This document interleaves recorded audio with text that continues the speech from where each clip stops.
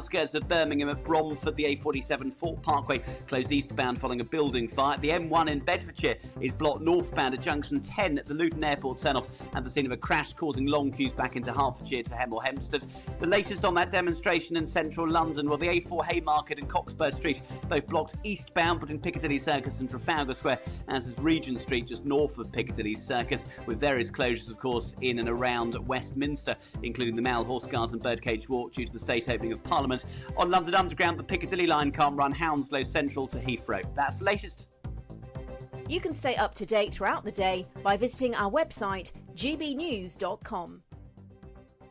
It's our summer treat to you. Your chance to win an incredible £30,000 in tax-free cash. Our biggest cash prize of the year so far. With an extra £30,000 in your bank account this year, you could take the ultimate financial holiday and send some of those day-to-day financial stresses packing. £30,000 could get you those nagging home improvements done, buy that brand new car, or just enable you to kick back and relax for the rest of the year. For another chance to win £30,000 in tax-free cash, text cash to 63232. Text costs £2 plus one standard network rate message. You can enter online at gbnews.com/win. Entries cost £2. Or post your name and number to GB07 PO Box 8690 Derby DE1 9TT. UK only. Entrance must be 18 or over. Lines close at 5 p.m. on the 30th of August. Please check the closing time if listening or watching on demand. Good luck. Join me, Camilla Tominey, for a frank and honest discussion with those in power that cuts through the spin and gets to the heart of the issues shaping our nation. You haven't confirmed that you want to stand as leader, but you haven't ruled it out either. This report basically says that he's not fit to stand trial. Is he indecisive? Incompetent? I deliver the dose of reality Westminster needs. That's the Camilla Tominey Show at 9:30 every Sunday on GB News, the People's Channel, Britain's news channel. Are the newspapers getting you down? My wife didn't divorce me that month. Struggling to separate the wheat from the chaff? I know that it's a bit of a circus at the best of times. Well, don't worry. Headliners has got you covered. We'll take the burden of reading the day's news, and if we get depressed, who cares? It's an occupational hazard, frankly. That's Headliners on GB News from 11 p.m. till midnight, and the following morning, 5 till 6 a.m. on GB News, the comedy channel. Nah, just kidding. Britain's news channel.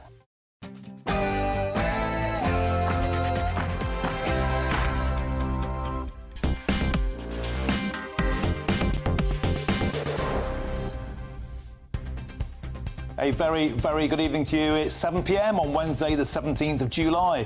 I'm Martin Dordby, filling in for Nigel Farage. Well, Parliament is officially open for business. The King's speech was the most legislative-heavy speech for nearly 2 decades. The government has pledged to be builders, not blockers, as it lays out its stringent plans to get Britain building again by reinstating housing targets. But can the Prime Minister bash down the wall of MPs already opposed to his plans? Well, we'll talk to a NIMBY and a YIMBY. Labour's pledged to halve serious violence over the next decade, with shoplifting at an all-time high. Will they succeed in bringing back more bobbies on the beat? And the Prime Minister has even resurrected Rishi Sunak's smoking ban bill, preventing those born after 2009 from smoking in their entire lifetime. And the next generation's liberties has simply gone up in smoke.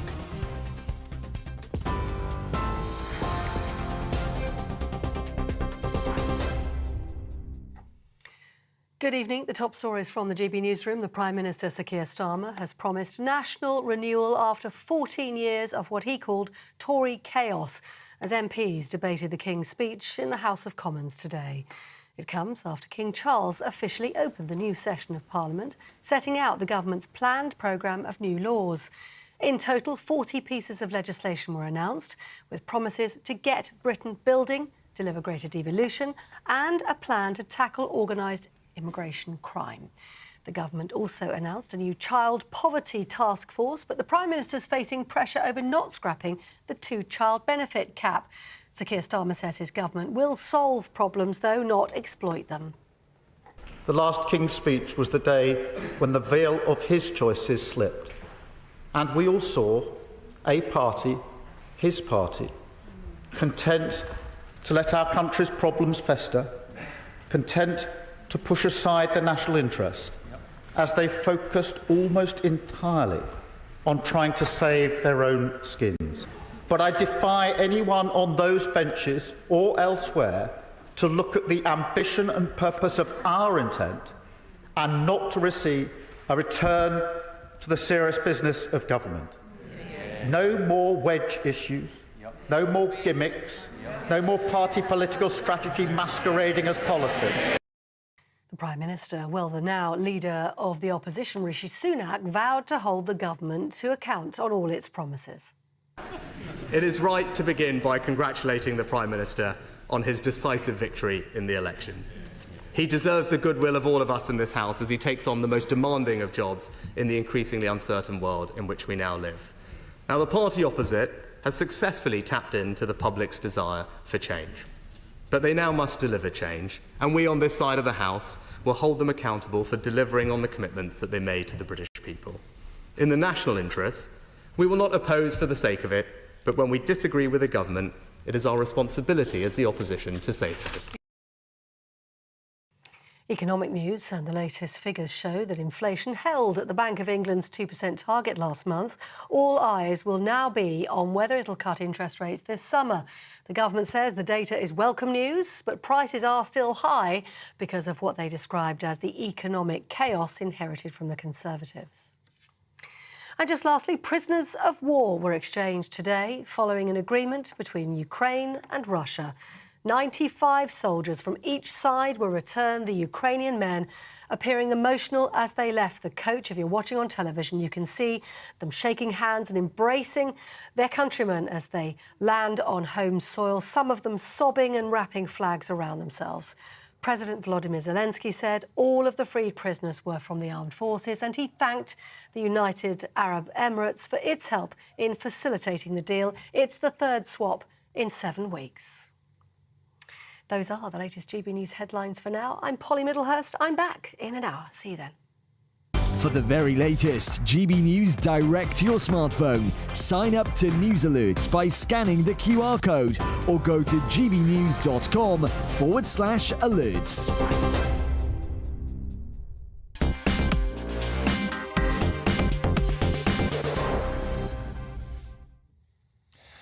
Thank you very much, Polly. Now, good evening. This is Farage and I'm Martin Daubney. Well, today saw the pomp and ceremony of the King's speech. As the King and Queen headed to Parliament, the Westminster machine whirred into action, beginning with the ceremonial search for explosives, a centuries-old tradition dating back to the days of the gunpowder plot. At the time, our traditions followed with a designated MP held captive in Buckingham Palace throughout the ceremony, and the Commons door slammed in the face of Black Rod, a custom embodying the independence of the Commons from the monarchy, of course.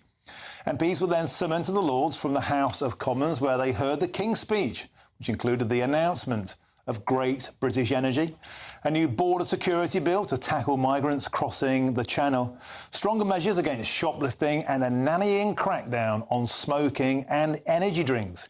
But it's housing where I want to start this evening. Today, Sir Keir Starmer set out plans to tear up planning red tape in a bid to get Britain building, with 1.5 million homes promised in the next 5 years in what is being billed as a war on NIMBYs. Now, before we get to our guests, I want to get your thoughts in on this. Would it be OK to plonk a new housing development next year? What about a load of pylons or a load of wind turbines? Do you fancy that? Are you a YIMBY or a NIMBY? Drop me a line by emailing farage@gbnews.com or go to Twitter and hashtag Farage on GB News. Well, I'm joined in the studio by Christopher Hope, GB News' political editor, and Russell Quirk, property expert. Why don't we start with you, Chris? So let's go a few of the highlights from the speech. I felt it was a King's speech. It just felt like the Conservatives basically agreed with the Labour Party. Yeah, I think about a quarter of the bills, 40 draft bills and actual bills in there. I think 40 could have been, shut your eyes, imagine the Tory government doing them in a fifth term, no question. You heard there from Rishi Sunak saying that they wouldn't oppose for opposition's sake. Well, you might argue that you're paid 50 grand a year. Mr Sunak, as the leader of the opposition, please do oppose when you can, because that's the point of your job, to challenge this this government with a huge majority. No, I think it was as limited, I think, the King's speech, lack of ambition that we saw in the manifesto of the party. You heard from Sir Keir Starmer saying that the snake oil charm of populism may sound seductive, but it drives us into the dead end of further division. So clearly they think, let's be boring, straightforward. Measures in there are dramatic, I think, in some ways, notably on the issues of employment, immediate rights for those who arrive at a company to get sick pay and maybe parental leave if they fall pregnant or their partner does. Also on planning, we'll come to that shortly, about getting these high-quality homes built. But I think otherwise, on rail nationalisation maybe, but otherwise many areas there the Tories will be happy with. You mentioned NIMBYs and YIMBYs. I mentioned to you bananas. You know what banana is? Build anywhere, gone. Absolutely nothing anywhere near anyone. There banana. Are you a banana, Russell? That's the Liberal Democrats I think you're referring to. OK, and there was also a video going round after the King's speech of them all chumming up, kissing each other on the cheek, shaking hands, being best pals. Look, not quite there kissing. It is on your screen. I better say who's there for the viewers. So you've got there Rishi Sunak with his opposite number, the Prime Minister, speaking. Then Oliver Dowden stepped in. Sir Oliver Dowden, sorry, got knighted at the Dissolution Honours, don't forget, on the night of the election. Went down like a cup of cold with Angela Rayner. And behind him over Mr Sunak's shoulder, you'll see Jeremy Hunt, the former Chancellor, with the current Chancellor, Rachel Reeves. This kind of thing divides the nation. I think it does annoy people because it looks like they all agree, aren't they all happy and jolly? I mean, Tory MPs, I know many of them who lost their seats, are appalled by this sort of stuff. It's called PTSD, post-traumatic Sunak disorder. They annoys them. They feel that it's all right for these people. They're still in government, or he's off to maybe leaving Parliament if he doesn't. He says he won't, but he might do. I mean, he winds them up. But other people, maybe on your panel later, may disagree with this. Well, earlier on my show, when we first showed this, we got, I've got to say, hundreds of comments, people really not happy. The Unit Party said, two cheeks of the same, you can guess the rest.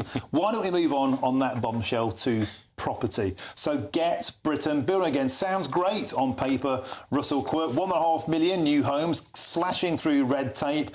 Where are they going to build them? How much of these houses are they going to cost? And how about clamping down on net migration of almost 700,000 first?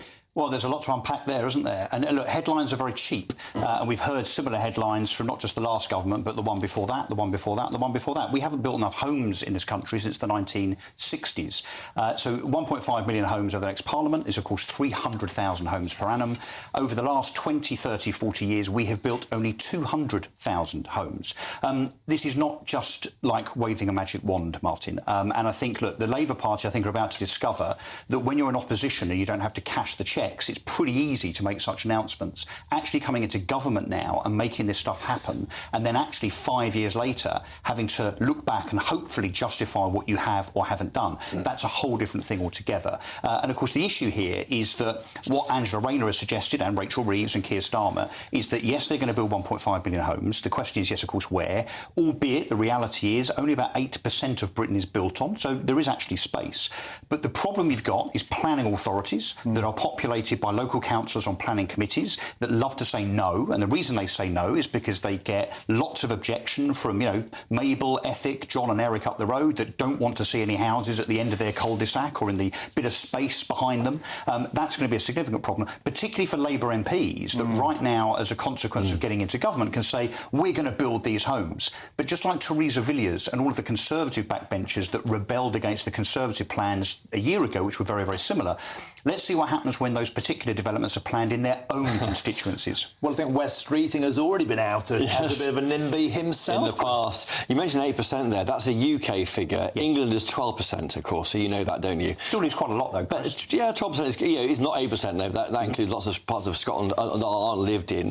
The NPPF, the National Planning Policy Framework, that's being rewritten this month, the planning rule book that guides planners on development, with probably a new requirement for sustainable development, as George George Osborne tried to do in 2012. Will that work? Will they, if they bring in this need for the economy to grow it, will that force planners to approve more houses? Well, I was going to say the biggest problem here, of course, is you can do what you like with the planning process. Let's assume they do reform the planning process so that everything becomes much easier.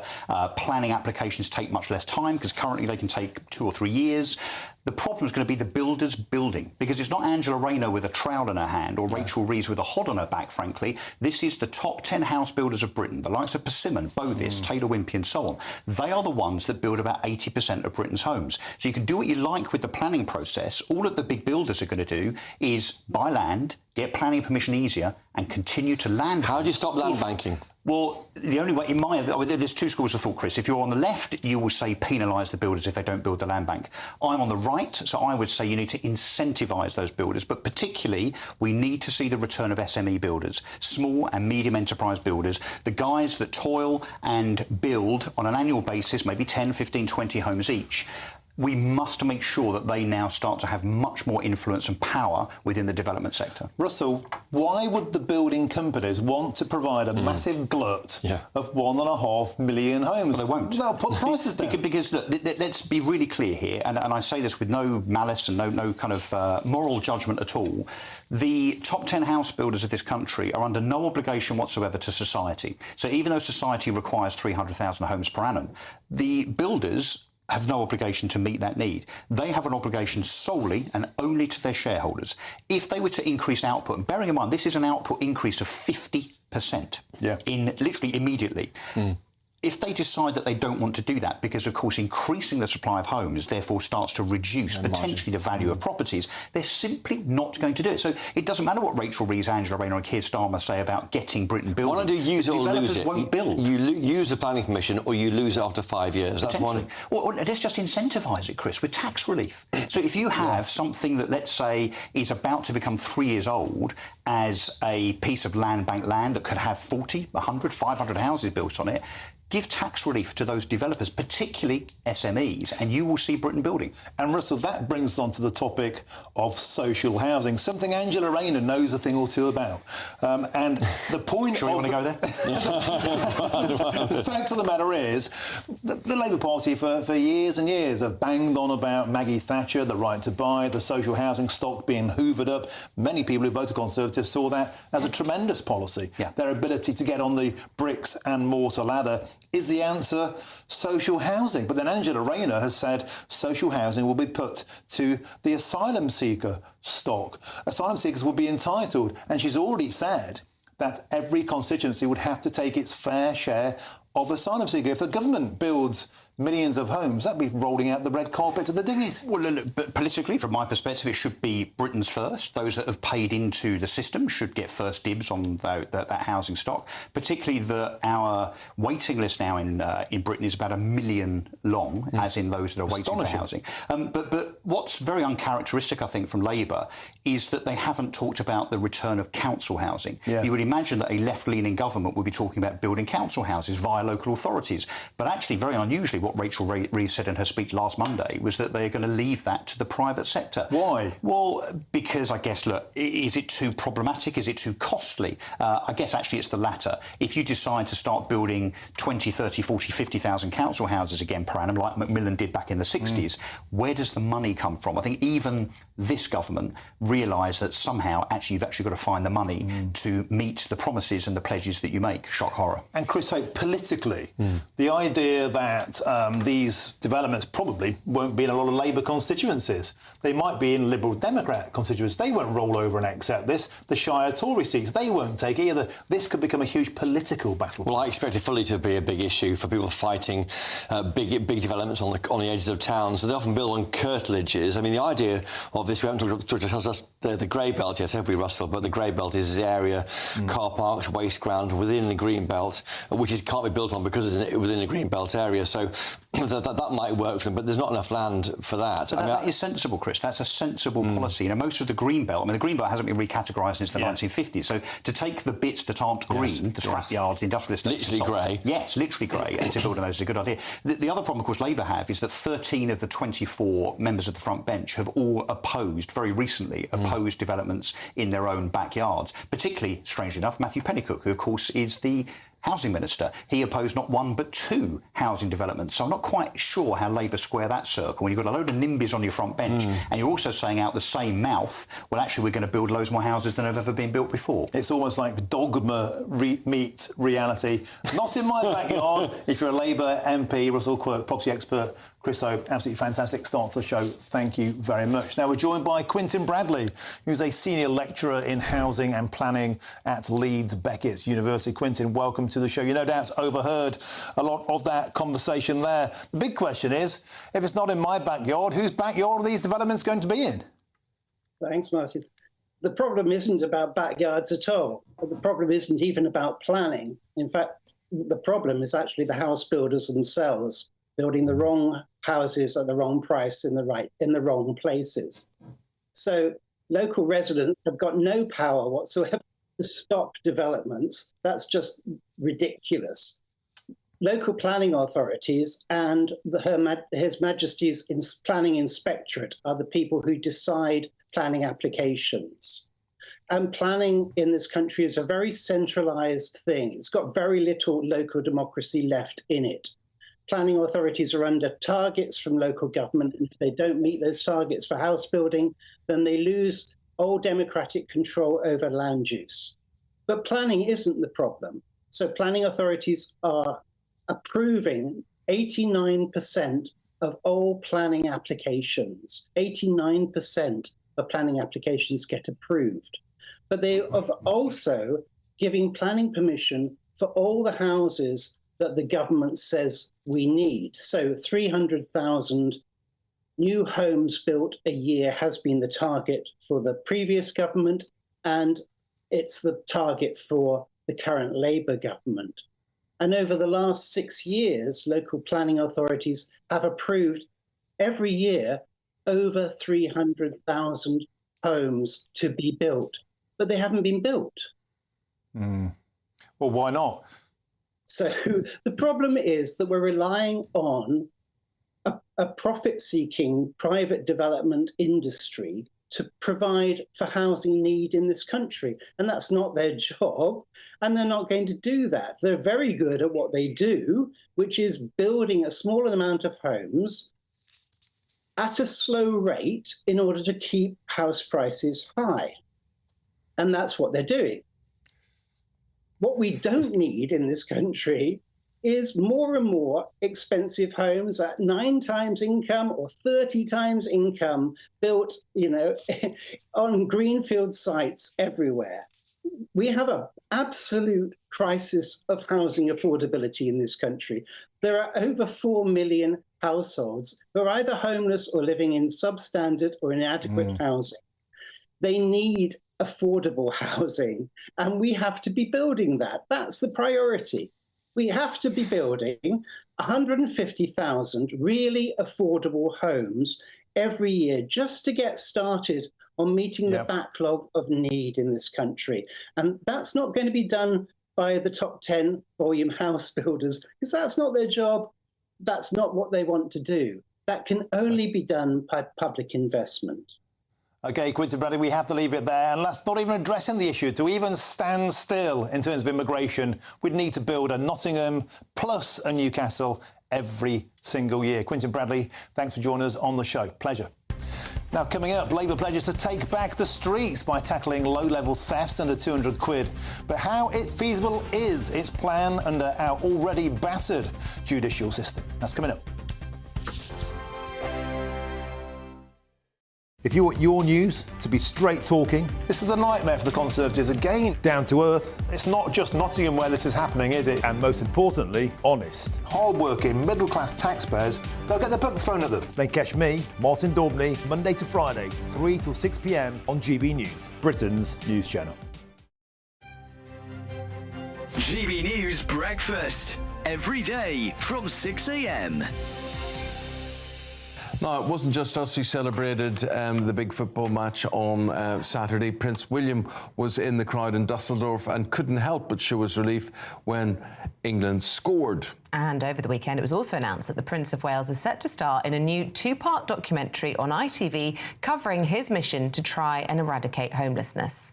Well, let's talk about this and much, much more with Angela Levin, royal biographer, who joins us in the studio. I'm glad to hear that this documentary's been made, Angela, because I worried that he made this big announcement about homelessness, and I thought, goodness me, here is somebody who could maybe do something about this. And then it's all seemed to have gone quiet.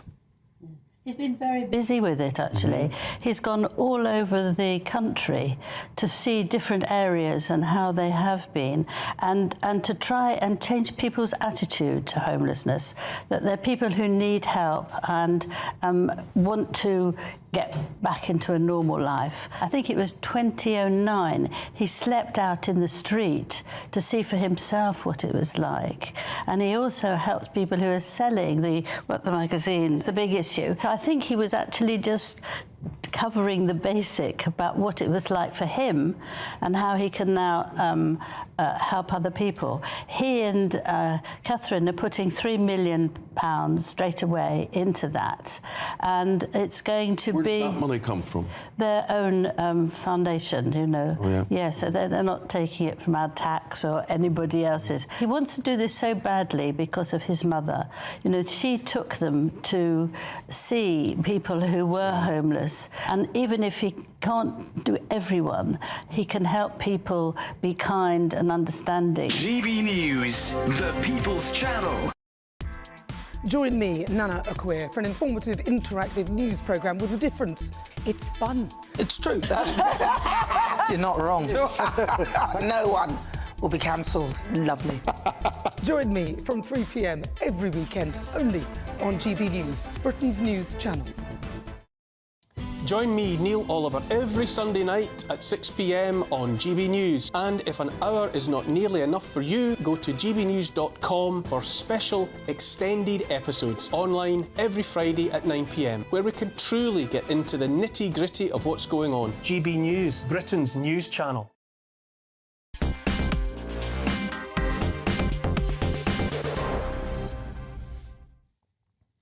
Welcome back. Now, before the break, we asked, would you be OK with a housing development where you live? You've been in touch. John says this: I'm fine with this anti-NIMBY promise, but only if all MPs lead by example. John, I suspect at that point that's where they'd change their minds. Karen says this: dreadful idea. Use or renovate existing vacant buildings first.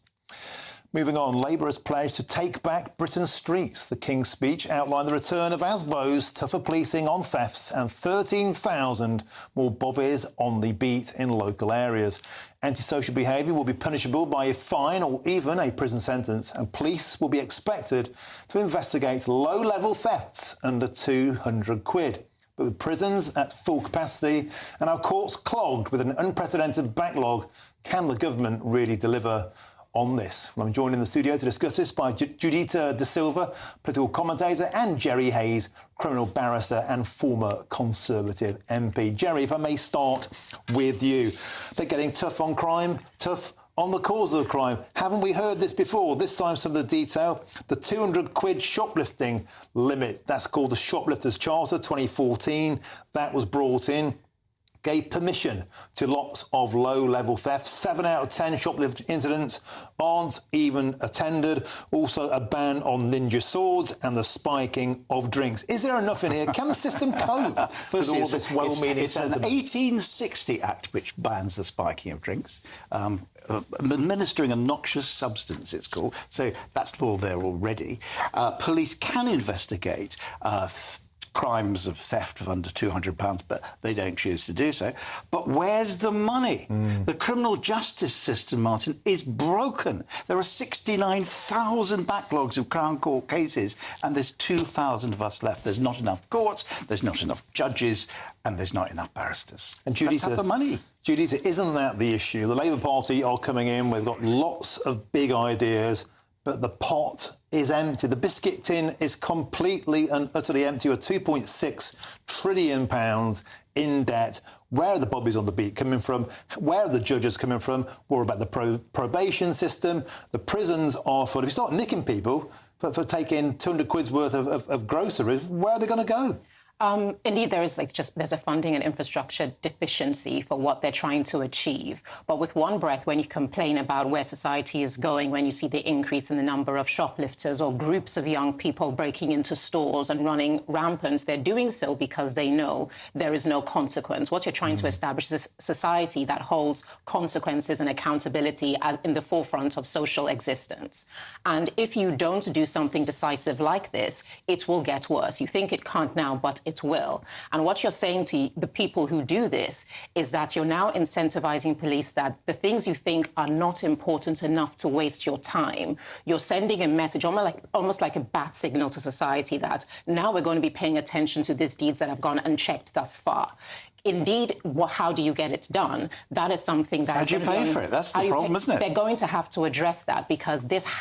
First of all, they're showing that we've been listening to society, that there is a problem. We're putting in legislature that says that we're going to address the problem. Now they have to fund it. But you have to begin somewhere to kick the tires on the machine to know how robust it is and then address the faults. But this was actually a Tory policy, wasn't it? Which never got off the ground. Do you remember? We said we were going to do all these things, but it never happened. I mean, about a fourth of this King's speech is Tory stuff that the Rishi couldn't get through. A lot of this does feel like reheated Rishi. But on a serious point, can the Labour Party be trusted on law and order? It's always been a very right-wing thing. One of the policies that didn't make the grade today that caught my eye, Jerry, was it was floated that the Labour Party were planning to deport foreign criminals. That's a very right-wing idea. We do that already. Do we? Yeah, of course we do. 10,500 foreigners in British nicks. Yeah, but they should be sent away. Well, I agree. Yeah. And the Labour Party seemed to agree, but it wasn't in the King's speech. Is that kind of a policy be very popular? Maybe not with Labour voters, it'd be very popular with Conservative voters. Yeah, it wouldn't solve the prison crisis. It'd be on the way. Why should we pay for other people's misdeeds? But would other countries, they should go back to wherever. But would the human rights lawyers, Judita, would the same people that actually been stopping the Rwanda flights, would the same people that have been a thorn in the side of the Conservative Party for many years, would those same human rights lawyers, the ECHR, would they even allow this sort of nonsense? That's something they'll have to address. I doubt they would. But then when you think about it, think about the margins of doing something like that. If someone commits a crime here, you expect them to serve a sentence here because this is where the transgression occurred. But kicking it down the lane and say, go back to where you came from and deal with the consequences there may be no consequences. And therefore, there is no incentive for them to do better in the future. But we do it. We do it. But when you think about the value of the ethos behind it doesn't really hold much water, because if you committed a crime abroad and they sent you back to the UK,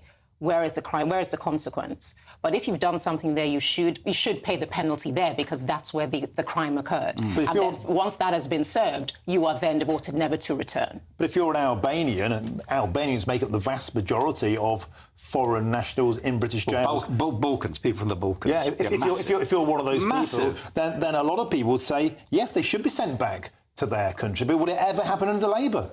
Well, it started happening under the Tories, didn't it? Well, not enough. We did a deal with the Albanian government. Everyone forgets all this sort of stuff. We did it. Yeah. But also, you talk about Labour being tough on crime. You think of some of the toughest Home Secretaries we've had. I don't mean mad people like Suella and Priti Patel, but I mean, intelligent people who are tough. Blanket, John Reid, they were really, Jack Straw, they were really tough people. Well, do you think there's any chance the Labour Party can be as tough as them? I guess I doubt it. I doubt it. Are they going to get away with some of this stuff? Because we've all been talking about, look, this is pretty Tory light. It's a good look to take on things that the Tories fail to deliver and deliver it yourself. It shows that you're better at doing the things that appeal to across both aisles. I'm with you on that. But there are a lot of people who are still Corbynite who will think this is wrong. They're going to say, we've got here after all these years, where's the meat? Where's the socialism? And where is the budget going to go? Super. That's the big one, isn't it? It is. Jerry Hayes, Judita De Silva, fantastic stuff. Thank you very much. Now, up next, Labour is pledging to clean the asylum backlog, but where on earth will they put them? Plus, smoking is outlawed for a generation and energy drinks are banned for teenagers. Is this the return of a supercharged nanny state? That's all coming up. Time for your latest weather update from the Met Office here on GB News. Good evening to you. Tomorrow, fine with sunny spells and a bit warmer than today across most of England and Wales. But for Scotland and Northern Ireland, things will be a little different. There's high pressure sitting across England and Wales. Low pressure and weather fronts just eking in from the west, springing cloud and patchy rain at the moment across western Scotland and Northern Ireland. But that rain's going to pep up overnight. It could turn heavy for a time across the west of Northern Ireland and along the west coast of Scotland. A few showers for North Wales maybe, but for most of England, Wales, southern and eastern Scotland, a dry night. Quite a warm night. Temperatures holding up in some towns and cities at 15 or 16 degrees. On to Thursday, and a dull, damp start, certainly for Northern Ireland and western Scotland. But in the south, mostly fine. Could be some morning fog patches around. They may take a couple of hours to clear away, but generally plenty of sunshine across the south. A bit more cloud in West Wales, northwest England, 1 or 2 showers here, and a dull, damp morning for Northern Ireland. And a good part of Scotland seeing cloud and outbreaks of rain. Maybe parts of the east coast escaping largely dry, but even here a few showers may drift up as we go through the morning.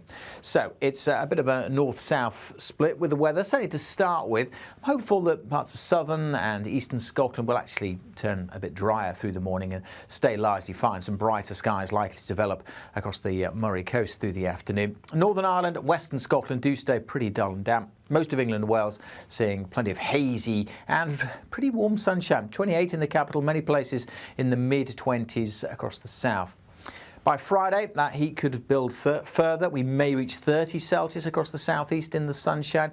Again, quite a bit of cloud at times for Scotland and Northern Ireland, but generally a drier day for Northern Ireland. It'll be late in the day before this rain starts to creep in. 1 or 2 showers elsewhere, but most places set fair. As I said, hotter still with maybe 30 Celsius in the southeast.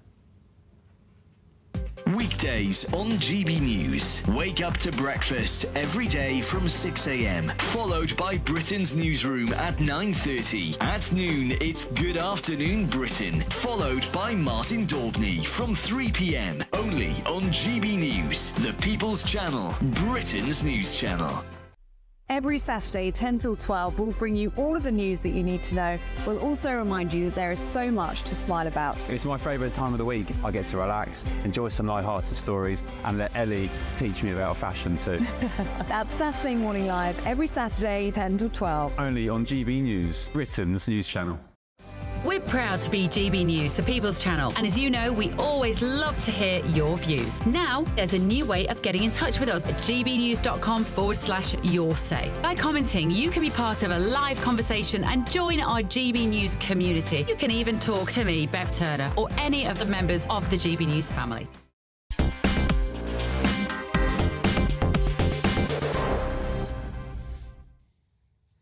Welcome back now. Labour has finally outlined its counter-terrorism-style powers that they will use to investigate and smash the people smuggling gangs, if you believe what they say at any rate. And the money to fund this command will come from the scrapped Rwanda scheme, which was due to send 90,000 illegal migrants to Rwanda. Labour vow to clear the backlog of over 100,000 asylum seekers, but without hotels and no deportation scheme. Where on earth will they go? Well, let's try and dissect that. We're joined now by Alexander Downer, the former advisor to government on immigration and Australian foreign minister. Welcome to the show, Alexander. Pleasure to have your company. So the Border Security Command, it's called, sounds tough, doesn't it? What in actual fact will it be? And can it achieve the impossible of smashing the gangs? They've given up on stopping the boats. Is smashing the gangs the answer? Well, all they're doing is changing the name of an organisation which already exists. You might recall that Boris Johnson appointed an admiral to head up this sort of work. I mean, there have been various attempts over the years. Obviously, MI5, MI6, the police and border force and so on have all been used to try to track down these gangs. This isn't something the previous government did nothing about. So I expect they'll get the same results. Trying to track down the gangs, as they put it, is wrestling with smoke. It's incredibly difficult to do. And I think people will just continue to come across until the government establishes a system of offshore processing, because we know from the Australian experience that works. that destroys the business model of the people smugglers, the organised crime gangs. Unless you do that, they'll just continue to come. And Alexander, that looks very unlikely. Yvette Cooper, the new Home Secretary, said today we're having a difficult summer. 1,185 people already arrived via small boats since Sir Keir Starmer was elected the Prime Minister. They haven't stopped the boats. They haven't smashed the gangs. The figures have gone up.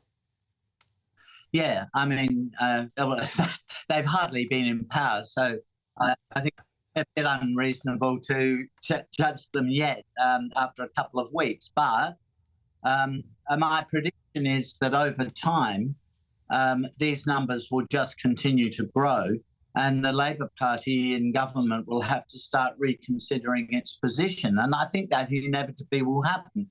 In Australia, after the 2007 election, there was a Labor government. They abandoned offshore processing. 50,000 people came. And so the Labor Party then had to start reversing its position. I think the same will happen here. A huge investment has been made with Rwanda. A lot of money, a couple of £100 million have been spent setting up facilities there. And it's a pity to waste it all. They should reconsider the Rwanda scheme. Well, if they do that, it wouldn't be the first U-turn, would it, that Sir Keir Starmer has made. Alexander Downer, thank you very much for joining us on the show. An absolute pleasure. Now, the government is set to restrict the sale of high caffeine drinks and also raise the legal smoking and vaping age every year so that nobody born after 2009 can even buy them.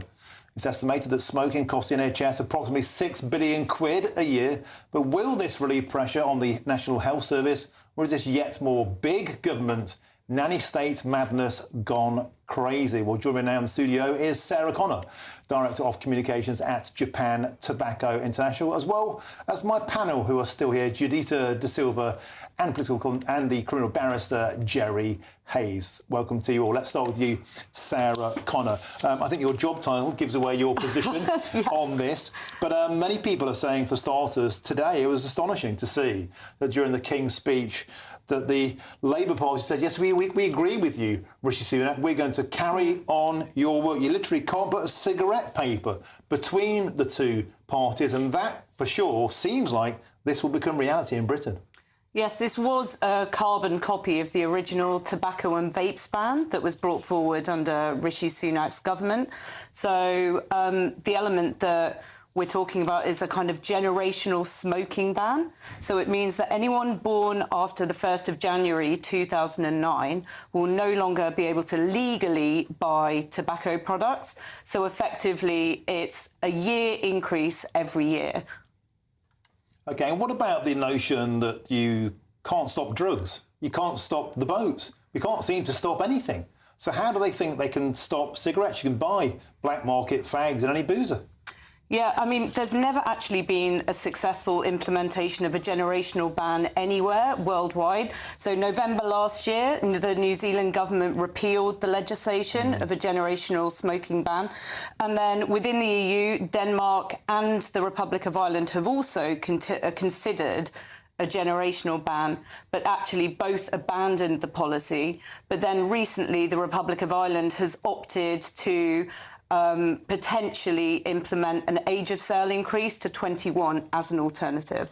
And in terms of revenue, I mean, something like £10 billion a year, right, that the Exchequer takes from tobacco. Where's that money going to come from? Yes, well, I mean, at the moment, we're already seeing an issue in terms of a tax gap for the government. So around 30% of the market in the UK is actually illegal trade. So ONS figures show that around £5 billion of lost revenue is already being sucked into the illegal trade. And naturally, prohibition is going to feed into that where there's a demand. Super stuff. Thank you very much for joining us in the studio. And that's Sarah Connor. Ladies and gents, let's talk to you about this. Let's start with you, Judita. I mean, do you think this is a good idea? I mean, a lot of people would agree that we should cut down on people smoking, but is this the right way? Is it even enforceable? It's hard to enforce, but it's something you have to start and see how it evolves. Like you said, it's constantly being revisited because the theory behind it is something that could be potentially very beneficial. Because when you look at the broad scope of the kinds of changes and the kinds of moves of reform that Labour is trying to bring in, it all goes hand in hand. When you talk about where the position of young people, when you go into the discussion on antisocial behaviour, what drives them to do it? What do they eat? How do they live? When you look at those social conditions, it drives them towards certain kinds of behaviours, so you have to fix that. Provide them with things to do, invest in where they can live, where they can work, what hopes do they have for the future, and you're cohesively and holistically trying to build a new generation in Britain with better prospects and a better perspective of what their lives can be in the country. But Jerry, if we can't win the war on drugs, how can we win the war on sex? It was a barking mad idea. It really was, and I wouldn't have voted for it if I was a backbencher under Rishi Sunak, who I rather like, because the number of people who are smoking, you can confirm this, are actually going down. Yeah. And the way you can affect people's habits will be shown over the years. And I used to be a member of ASH. I'm a terrible reformed smoker. What we used to do is say, right, what you do, you put the price up. And that makes the number of people... Well, they already have. It's about 20 quid a packet. Yeah, exactly. Is it? I don't know. I've smoked for years. Really? Yeah. God, I think last time I saw it was 2 and 6. I paid 24 quid for a packet of fags and a lighter at Paddington Station the other week. I almost had a heart attack. Still bought them mine. Anyway, can we ever win this war? No. So why try? Well, of course we're going to try, but drugs is far more important. That's your lifestyle thing. That's what we've got to do. You've got a whole load of people who haven't got a job, which is amazing because there are lots of jobs available now, but they don't have the incentive to do. We should be helping those people back to work, and then they don't have to go into drugs. Drugs lead to acquisitive crimes. It fills up the prisons. And we don't put them into rehab. That's what we should do. We could get rid of a lot of prisoners if we gave them proper rehab. Well, the key point they make is about tackling the advertising to young people, because when you think about the power of social media, a lot of the desires for lifestyle are driven by what you see influencers do, what you see, where they're going. So if you curtail how much access and how much audiovisual information young people are absorbing, and they don't see that, they will always drive towards what is immediately available and what is immediately familiar. If you eliminate that, you're helping the process to, say, divert your attention from one thing to another. Okay, we'll simply out of time. Why high energy drinks? Well, because you can that's go into Costa's and get a double espresso if you're 15, can't you? So what's the point? Fair point. We've got to move it. We've got to move on. Leave it there. Thank you, Sarah Connor. Thank you also to my panel, Judita and Jerry Hayes. We've got to move on. Now, still to come, has the King's speech ushered in a new era of big government? Is GB Energy really the answer to cheap bills?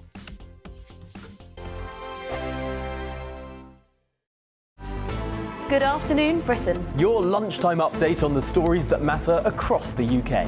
From breaking news and insightful analysis, inspiring stories and lively debates. You're comparing yourself to a former Prime Minister. Which is it? Stay informed, stay updated, stay entertained. I just don't know how anyone would not want to be there. Every weekday from midday. We are Good Afternoon Britain, only on GB News. Britain's news channel. Nana Queer, weekends from 3 p.m. Now, the last time we spoke, we always talk about the topic of gender and your transition. So talk to me about now, though. What you've done is you've created a comic book about your life and about your transition to tell us things that perhaps the press and media don't talk about. Yes, so throughout the years I have always been persuaded to write a book, but I was never ready to disclose so much. And I've been working this beautiful comic book. I brought you a little copy. It's here. You can have a look into it later, where I'm detailing past experiences, growing up in Brazil and then moving to this country, and my struggles, the struggles that I had to go through to become the woman that I'm today. I'm a woman. I'm not a biological woman, but I am a woman. I just cannot have babies because I don't have the female organs, but I'm a woman inside out, therefore I use the female toilet. But what has been going on around, there are a lot of people, they regard themselves as being transgender when they're actually not. They don't have any psychological help, they don't have any medical help. They just wear female clothes and makeup and they call themselves female, and they're the ones using female spaces and take advantage of that. And that is what should stop and be controlled. But that's the problem, isn't it? So what do you do to stop that? I mean, the suggestion was a third extra space. How would you feel about a third extra space where, you know, this is where if somebody is trans or any of those other things can use rather than using the female toilet? I don't think that would work, actually, because these people that those people that regard themselves as being females in their minds, they still would use the female toilets. GB News, the People's Channel. Join me, Nana Akweer, for an informative, interactive news programme with a difference. It's fun. It's true. You're not wrong. No one will be cancelled. Lovely. Join me from 3 p.m. every weekend, only on GB News, Britain's news channel. I'm Stephen Dixon, and thanks for joining us on GB News, Britain's news channel.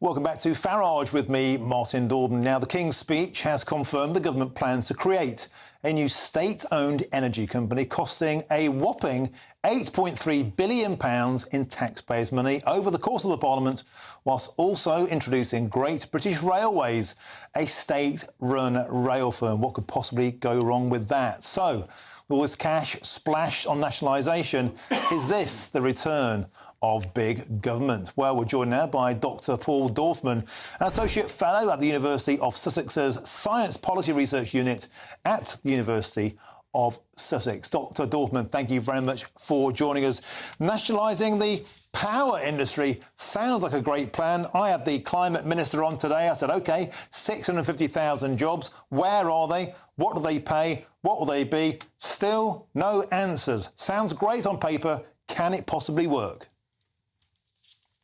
Well, Great British Energy will be a state-owned, non-nationalised, non-monopoly. The 8.3 billion capital will be raised by tougher North Sea oil and gas profits. It'll be basically joint investment with the public sector. And this model has worked quite well in Germany. So, so far, it's looking quite good. Well, there could be about 100,000 plus jobs lost in North Sea. All of this might take a long time to implement, to build new nuclear stations. This doesn't happen overnight. And the big question that people really care about, will my bills get any cheaper? Now, they say 300 quid by the end of the Parliament, but there's no proof that that's going to happen. The scale of the investment needed is massive. So basically, GB Energy should focus on what we know will work, which is value for money. Offshore wind, solar, onshore wind, geothermal, tidal, hydrogen, insulation, energy efficiency. The problem is, of course, I mean, basically 86% of all new power worldwide additions last year was renewable, with nuclear nowhere. So there is something about the UK's obsession with nuclear, and in terms of money, we know that Hinkley Point C will be paying for Hinkley Point C way into the future. It started off 18 billion, supposed to come online 2025. It's now down to 46 billion, perhaps coming on 2030. So we need to start to get our priorities right.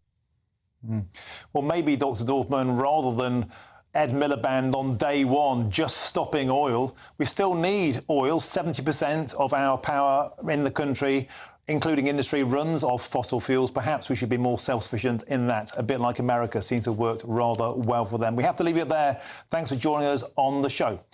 Now, still in the studio, I'm joined by Judita and Jerry. Let's talk about the plans for nationalising power and the railways. Big state movements straight away. Is it really the answer? It is, in theory, the answer, because when you think about it, whether with GB Energy, they said it's going to be, they haven't said the exact location, but it will be in Scotland. Scotland, when you look at the geographical attributes of Scotland, it has made bigger, broader strides when it comes to clean energy. That is where you would want it to be. They've never said GB Energy will provide power to homes. What they're saying is that pre-existing initiatives, it's going to help inject some buoyancy into them by regulating them, managing them and helping them. That is what you want to do. So it's not going to reinvent the wheel. What already exists, and as your guest said, has proven to be positive and also effective, bolster that so that it can provide more and go further. But we still need oil and gas. And part of the thing about stopping the new licences, sending out a very worrying message to national investors overseas coming into Britain. They haven't stopped the new licences. That was printed in the Daily Mail, and the government said, no, we're not doing that at all. We're still going to get oil from North Sea, and they're going to keep those licences. That's not stopping. It's, I think, fracking over here. But never mind about all of this. What has ever worked when the dead hand of the state tries to pick winners? They can never pick winners. They're not industrialists. They're not entrepreneurs. They're civil servants. And it always fails miserably. Well, that's strong words. Can the railways work? The majority of people, 54%, support the renationalisation of the railways. I'm old enough to remember when British rail sandwiches were akin to prison food. The trains never ran, the unions held the iron fist, and the trains were always at the mercy of strikes. Is that the future?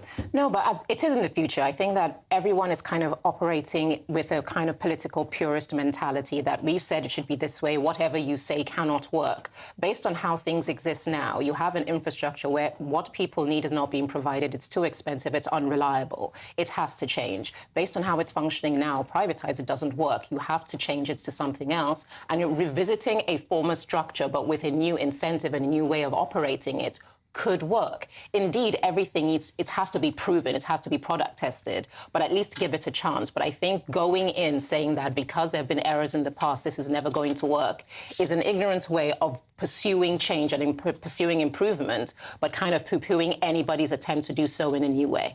And that's a small matter, of course. It could cost £190 billion. They're not going to put extra money in. It's going to be all the subsidy that they were given to the private train companies in the past. That's all it's going to be. Nothing more.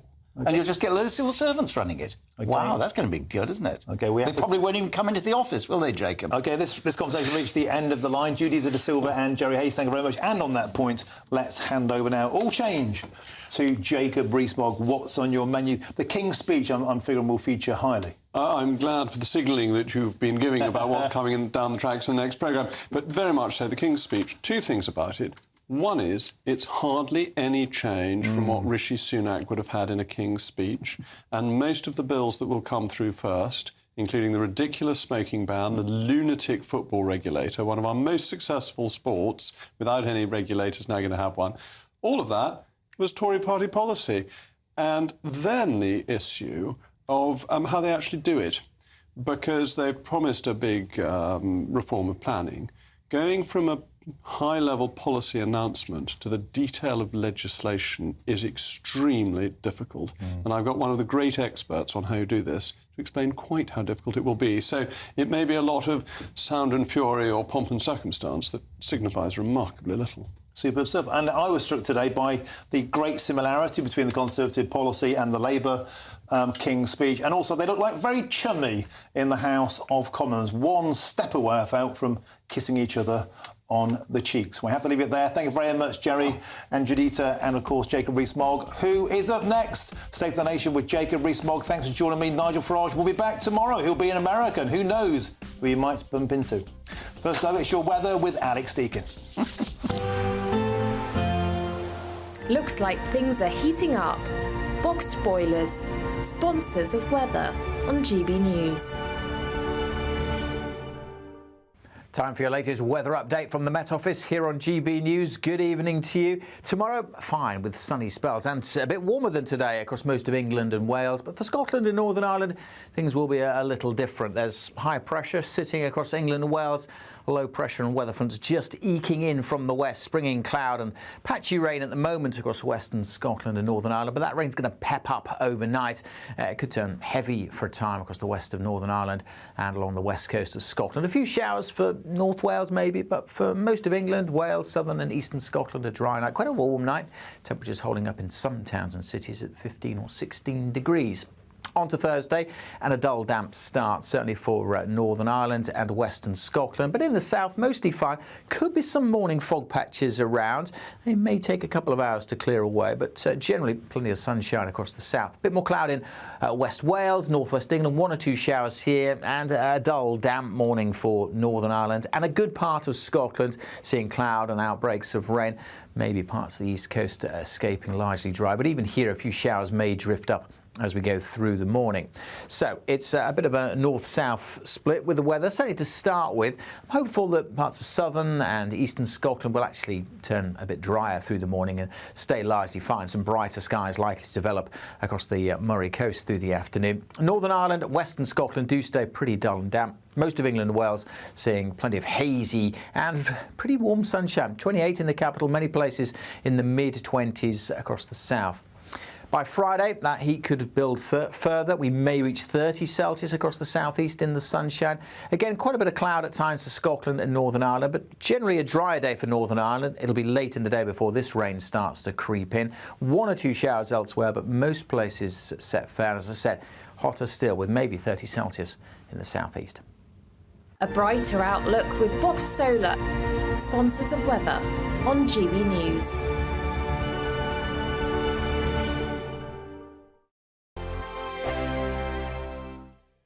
£30,000 in tax-free cash really could be yours. It's our biggest cash prize of the year so far, and you could be getting that winning call from us to tell you that you're our next Great British Giveaway winner. Oh, I can't believe this. Oh my God, this is amazing. That is absolutely fantastic. We're over the moon. I've never won anything like this in my life. Oh, you shocked me.